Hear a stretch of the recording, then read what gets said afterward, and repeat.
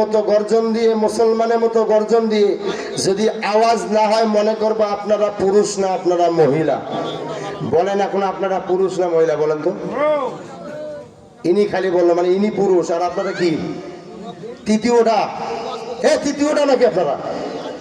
ভাই মন খারাপ করেন না, মন খারাপ করলে আমার দেখার বিষয় নাই।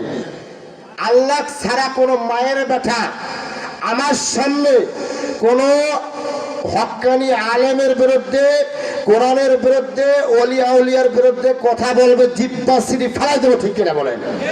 যদি না পারি হুজুরগিরি বাদ, যুক্তিবাদী সাহসী বক্তা সবকিছু বাদ দিয়ে শোরুমে ম্যানেজারি করতেছি, ওখানে ম্যানেজারি করব, শোরুমে টাকা শেয়ার দেব, শোরুমে মহাজন হয়ে যাবে ইনশাআল্লাহ, ঠিক কিনা বলেন?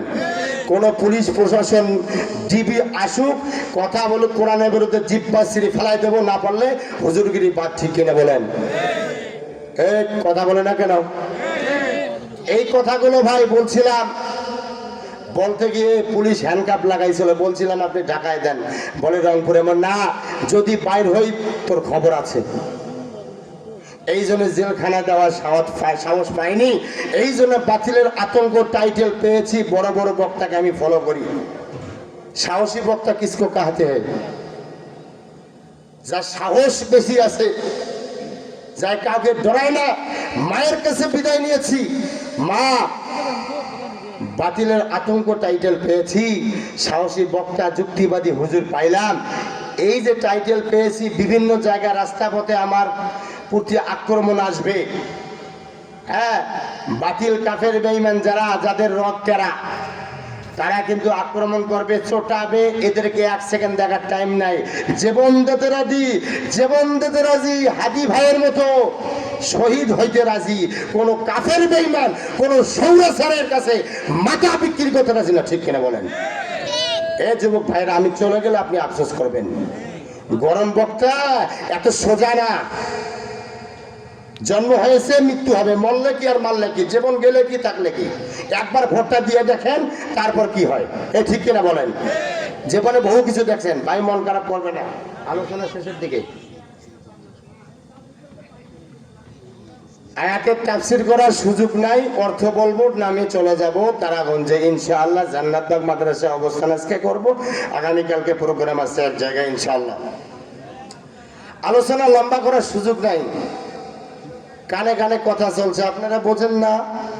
কারণ বিভিন্ন দলের লোক এখানে আছে, আওয়ামী লীগ, বিএনপি, জাসদ, বাসদ, জামাত, বিভিন্ন কোয়ালিটির লোক আছে না? না এ ভাই, এই মাইকের আওয়াজ বিভিন্ন যাচ্ছে, এই যে আমার ফোনে ভিডিও হচ্ছে, ইউটিউবে চলে যাবে। যদি পুলিশ প্রশাসন ধরে, আমি বুঝবো আমার বাপের সাথে কথা হয়েছে, আব্বা বাইর করবেন, আমি বুঝবো জমি আছে বিক্রি করবেন, বাইর করবেন। আর আমি তখন জেলখানা থেকে বাইর হয়ে 2-3 মাস থাকবো, শ্বশুর বাড়ির মতো খাবো দাবো থাকবো। বাইর হওয়ার পরে টাইটেল লাগাবো, বড় বড় বক্তার কাছ থেকে অনুমতি নিয়ে মাজলুম কারাবন্দি। এখন কয় টাকা দেন, দেওয়া কোনো সমস্যা নাই, মাটি কাটা দাম, ঠিক কিনা বলেন? কিন্তু এমন দিন আসবে ভাই যে আমাকে খুঁজে নিতে হবে, ঠিক কিনা বলেন? মহিলা মা বোনদের জন্য কিছু ওয়াজ করার দরকার, কারণ 2024 সালে 5ই আগস্ট পর্যন্ত তারা ছিল সরকার, ঠিক কিনা বলেন? বর্তমানে সবাইরে পাওয়া শেষ, বাংলাদেশ কায়কুদি পালাচ্ছে, কোনো খবর নাই। এ ঠিক কিনা বলেন? যেরকম মহিলা না পুরুষ? হ্যাঁ কি কয়? পুরুষ মহিলা না পুরুষ? বীরের মতো আওয়াজ হয় না কেন? মুসলমানের আওয়াজ হয় বীরের মতো। কোন মায়ের বেটা, কোন এমপি মন্ত্রী, কোন পুলিশ প্রশাসনকে এক সেকেন্ড ভয় করার টাইম নাই। আসমান আল্লাহ, জমিন আল্লাহর ভয় করবো আল্লাহকে, ঠিক কিনা বলেন? জোরে বলেন। সম্মানিত ভাইরা আমার,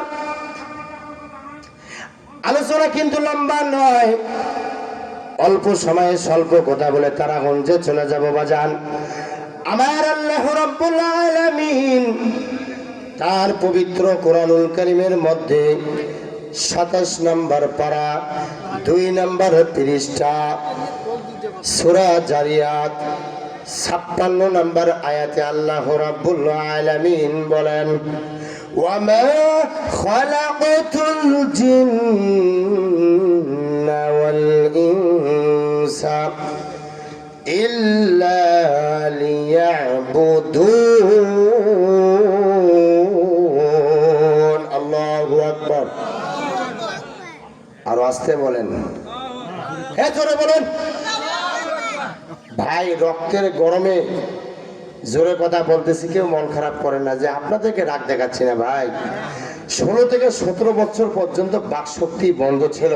আমারও আইডি কার্ড আছে, আপনারও আছে, এমপি মন্ত্রীরও আছে, পুলিশ প্রশাসনেরও আছে, তারা কথা বলতে পারে, আমি বলতে পারি না। ডিবি হারুন এই 3 ইঞ্চি আর 5 ইঞ্চি, এই বেটা বলছিল যদি কোনো আলেম হক কথা বলে তার হাত ভাঙবো, পাকিস্তানে পাঠায় দেব।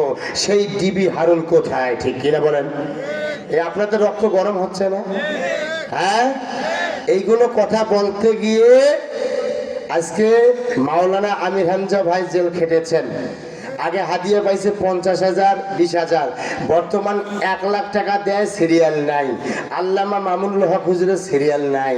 মাওলানা আবরারুল হক আসিফ ভাই সহ বয়ান করলাম লালদিঘি 31শে ডিসেম্বর হোলি কোরআন হাফিজিয়া একাডেমি মাদ্রাসায় বয়ান করেছি। আসিফ ভাইয়ের সাথে কমপক্ষে 5 থেকে 6টা বয়ান করলাম গত মাসে। ভাইয়েরা আমার আলোচনা লম্বা না।